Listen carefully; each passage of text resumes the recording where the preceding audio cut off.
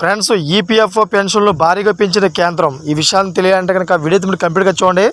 అప్పుడే మీకు complete information ఏంటో అర్థమవుతుంది. అదేవిధంగా చాలామంది వీడియో చూస్తున్నారు కానీ లైక్ అని కామెంట్ చేయట్లేదు. దయచేసి లైక్ అని కామెంట్ చేయండి. లైక్ అని కామెంట్ చేయడం వల్ల ఈ ఇన్ఫర్మేషన్ మనం చాలామందికి తెలియజేసే అవుతాం. అసలు ఈపీఎఫ్ పెన్షన్లు ఏ విధంగా పెంచారు, ఎంత పెంచారు అనే విషయాలు మనం పూర్తిగా వీడియోలో తెలుసుకుందాం. ఇంకా లేట్ చేయకుండా వీడియోకి వెళ్ళిపోదాం. ఫ్రెండ్స్, లక్షలాది మంది ఉద్యోగులకు ఊరటనిస్తూ ఉద్యోగుల భవిష్యత్తు నిధి సంస్థ ఈపీఎఫ్ఓ కీలక నిర్ణయం తీసుకుంది. ఇకపై పీఎఫ్ డబ్బులు తీసుకోవడం మరింత సులభతరం చేసింది. ఈపీఎఫ్ఓ తన 7.5 కోట్ల మంది సభ్యుల కోసం ఆటో సెటిల్మెంట్ పరిమితిని ఏకంగా 5 రెట్లు పెంచింది. ఇది వరకు 1 లక్షగా ఉన్న ఈ పరిమితిని ఇప్పుడు భారీగా 5 లక్షలకు పెంచింది. అంటే అత్యవసర పరిస్థితుల్లో పీఎఫ్ ఖాతాదారులు ఎటువంటి ఇబ్బంది లేకుండా తక్కువ సమయంలో 5 లక్షల వరకు విత్డ్రా చేసుకోవచ్చు.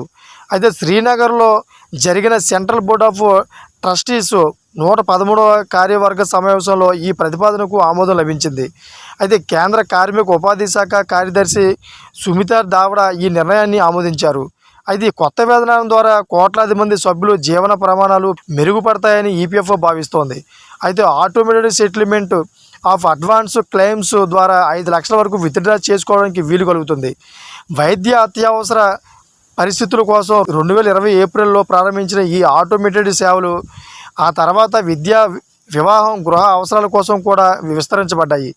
అయితే గత ఏడాది మే 24లో ఈ పరిమితిని 50,000 నుంచి 1,00,000కు పెంచారు. ఇప్పుడు మరోసారి భారీగా పెంపుదల చేయడంతో పీఎఫ్ సభ్యులకు ఇది నిజంగా శుభవార్తే. అయితే కొత్త ప్రతిపాదన ప్రకారం 5 లక్షల వరకు విత్డ్రా చేసుకునే క్లెయిమ్లు కేవలం 3 రోజుల్లోనే పరిష్కరించబడతాయి. అయితే కాదు, క్లెయిమ్లో 95% మానవ ప్రమేయం లేకుండానే ఈపీఎఫ్ఓ యొక్క అత్యాధునిక ఏఐ ఆధారిత ఆటో క్లెయిమ్ సొల్యూషన్ ద్వారా జరుగుతాయి. అంటే దాదాపుగా అన్నీ ఆటోమేటిక్గానే జరిగిపోతాయి.